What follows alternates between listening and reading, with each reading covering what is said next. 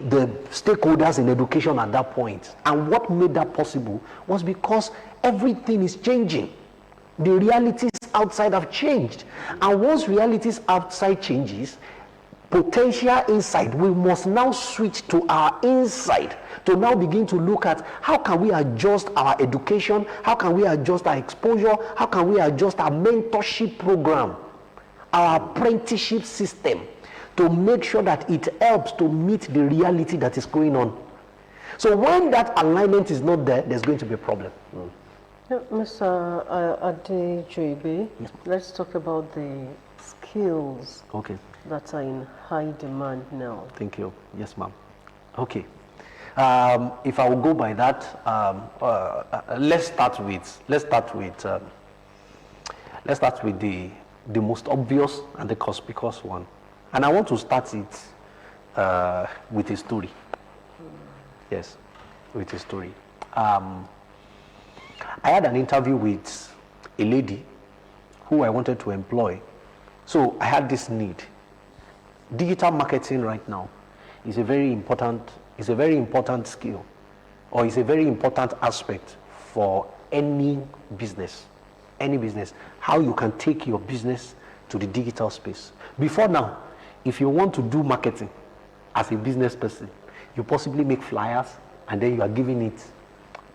People still use flyer, but there are better options now.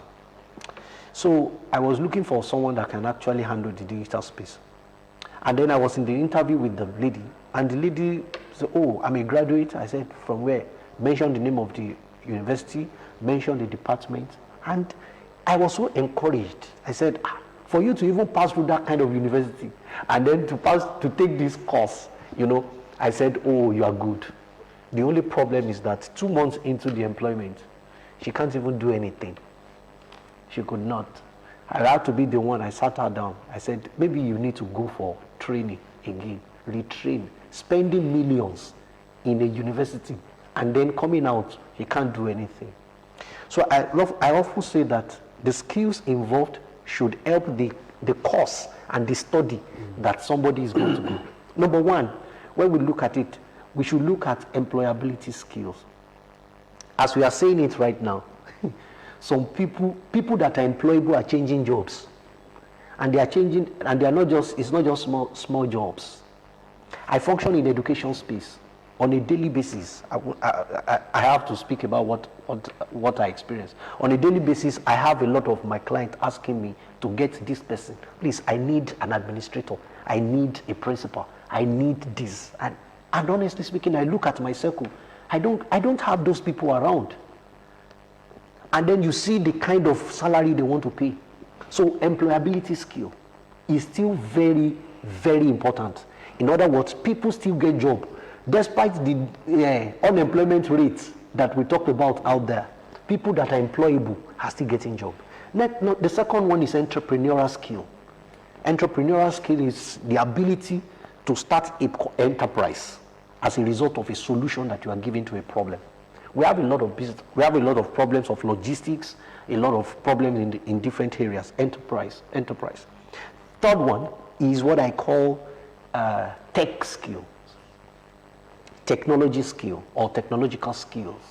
Now this involves the digital skills. Digital skill talks about how you are able, maybe product design. Yes, a lot of people are looking to design product, and they are looking to present it in a better way. Product design skill. We have digital marketing. There's digital marketing, very important. We have web development. We have different skills under the technology skill, which actually they're in high demand. What determines the price? And I want to end with the fourth one, and that is business skills. What determines what I get from the skill that I have is not actually in delivery of the skill. It's in the ability of me to understand business, vis-a-vis negotiation, my ability to negotiate my price, to call the price, to negotiate it, and to know how people buy. Very important, very important. And these are skills that really, no matter what is going on currently, we have these skills still in high demand, and people are paying for it. Mr. Aldrin, let's look at the policies, the nation's policies as it were. Okay. If it is enough, robust enough to drive the kind of orientation you are preaching now. I recall that when we were younger, what was paramount to our parents and even to the society is that you should go to school. And we went to school. Yes.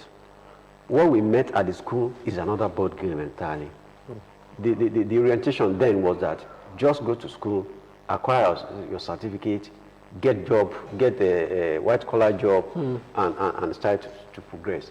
But gradually, orientation changes, things change because of the economy, the global economy and Nigeria in particular changed into, okay, you can just combine artisanship or skills in some other job to augment whatever you're doing. Now we are in information sharing, information technology, computer age. Yes. How much of policy orientation do we have in our tertiary institutions now to expand the frontier of those who are still in school, so that when they come out, they're not going to look for a job, they're going to create job? Thank you very much. The question is, I really want to appreciate that question. There has been innovation in different policies, and when we talk about policy, we have to understand that it's actually targeted and directed to possibly a ministry or a particular parastatal that really ensures that policy is implemented, designed and implemented.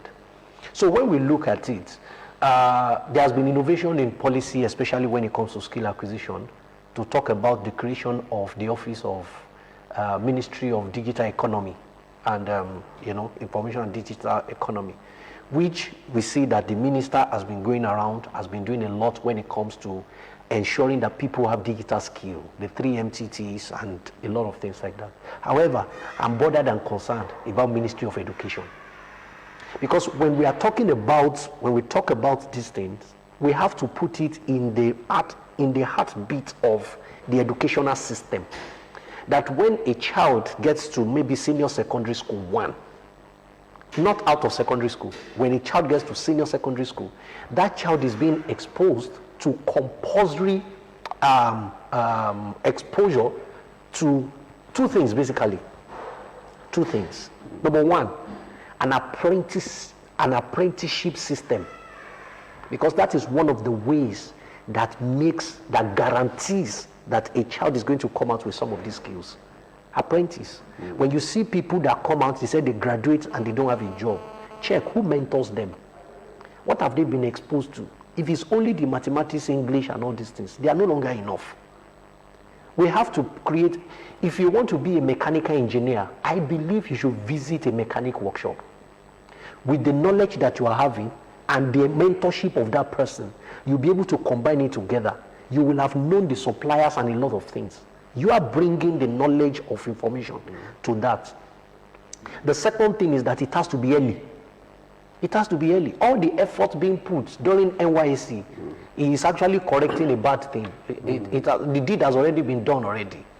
What was happening during the university days? So we have to be talking about the policy implementation at the level of the Ministry of Education, where we now begin to see the curriculum that we have and say that, no, I don't think this is enough. Let us create a radical transformation when it comes to policy information.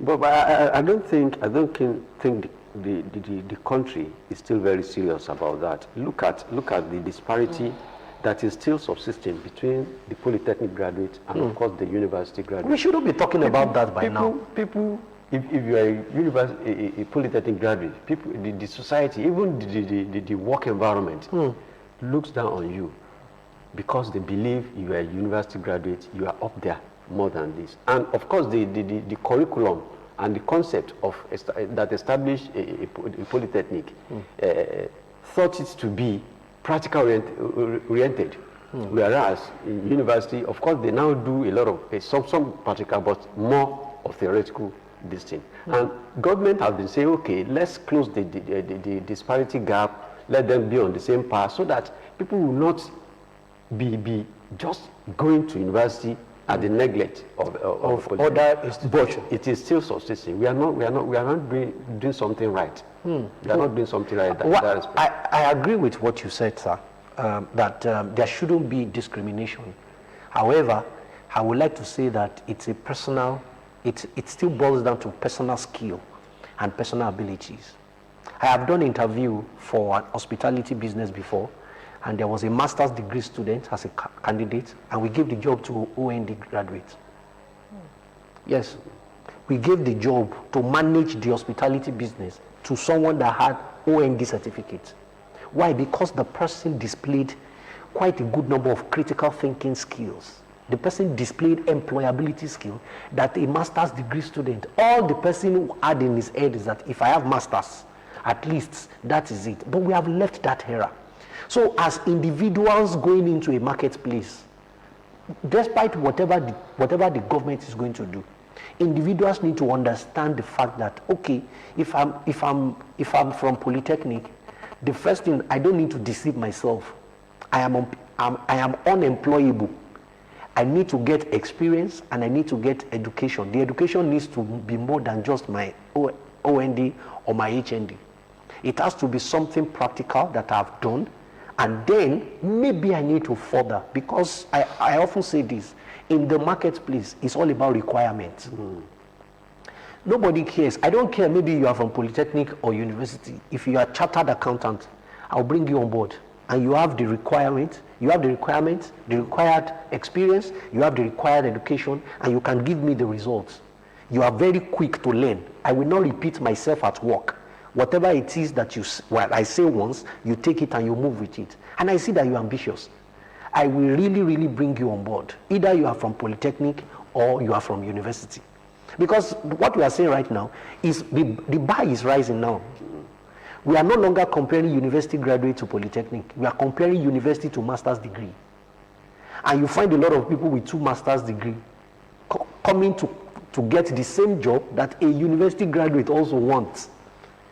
Okay, let's talk about, you have said quite a lot now. Yes, ma'am. Let's talk about how all what you have said can contribute to the growth of SMEs in the country. Okay. Wow, very amazing. A lot of businesses right now are really going through hard times on financial grounds, but that's not all. We also have on human capital. In fact, the human capital is even huge. It's huge. Why? Because the skill, I have to say that the skill is in short supply when it comes to skill. And when an individual is developing himself, what the person is actually doing is that he's contributing to the growth of the economy, to the growth of the nation. There is a positive correlation between personal ability and national ability. Forget the fact that we say, oh, what is the correlation? And what is this? The truth of the matter is that every skill is deployed. That's why I'm not an advocate of employment. I'm an advocate of deployment. You have to deploy yourself. If you join a place to work and you bring your skill to point, if the place moves up, if the place go, profit is seen and a lot of things are happening, it has direct impact on possibly the GDP of the country. So when someone sits down and says, this is my life, this is my ability and my capability, the person needs to see it holistically. Yes, it is going to put food on your table, it is going to do a lot, but you have to see more than that. Because there is a point where you work and the food will be there. The food will even be abundant on your table. And you still have to work. You still have to keep working. You still have to keep going. There's a point when the business that you run can now feed you and your family. Yet, the business has to go on. So the skill must be seen not as something that can only feed me and my family alone. That is where we have it in the national development. It must be seen as something that I'm using to contribute to the national space, contribute to people. When you see successful business people, the first thing they say in Nigeria, especially the billionaires, the first thing they say is that for every security man, for every manager that goes back home with money, I am satisfied. says, I'm not talking about money for myself because I'm too small in that big pond. And that is the truth. So everybody that want to acquire skill or that possesses skill right now must be able to see the bigger picture. That is when we can contribute. Because when you are looking at what is happening in the environment, when you are looking at what is happening in the country, it has a way of putting, I want to say demotivating right now. It has a way of putting people down. But when you look at it, the change begins from us. The work begins from us. The motivation will come as a result of the fact that, oh, I started because I want to make a better living for myself. But at some point, I have to take it up there. Perhaps we should start to think or to believe in ourselves and be rewarded with what we can do with our skill, our hands, rather than what we possess as a certificate. Absolutely. Absolutely. That is what we are talking about right now. Okay. If we must do that, and if we must change that as a policy, yes, how do we start it in Nigeria? Okay. I would like to say that we are not in the stage where it's something that will be enforced at the national level. We are not in that stage. We are in the stage where it is going to be a communal based thing. So to be able to say that what we do now should no longer be about our certificate. It should be about the skill that we have. It should be something that comes as a personal conviction. Myself, if all I have is my certificate, so what advantage do I have out there? What edge do I have out there? So, and that's the main discourse. So as we are talking about it right now, it is very, very important to see it on the personal level. Number one, from the family setting. When, as a father, when I'm paying the school fees of my children, I should not leave the child alone like that to go to school and come back, to come and sit down in front of possibly television, thinking that, don't worry, because you are still in 100 level, when you are true, you will go for service. And when you go for service, that mindset needs to stop at the family level. So that when a child is in the 100 level in school, the child is already engaged in something. And that's very important at the family level. At the other institutional level, let me say like maybe religious institutions and even organizations, when you have a young boy that is working in a place, you shouldn't just be interested in his presence, you should be more interested in his skill, and we put that skill in the child. Okay, let's round off with sustainability now. Okay. Briefly, talk about sustainability. Of? Yeah, the skills. Okay. To the growth of the economy. Of the economy. Okay, so. Briefly. All right. So when we talk about the sustainability of the skill, you cannot have a perfect state. Why? Because the environment is not perfect. The environment is evolving. We are talking about technology right now.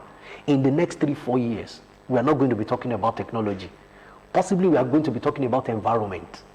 We want to keep our environment. We want to make everything work. At that time, the skill set is going to change also. That is why once you are in the place of skill acquisition, you must understand that it is for life. Someone says when you stop learning, you start dying. And that is what happens. So a continuous improvement is what sustains.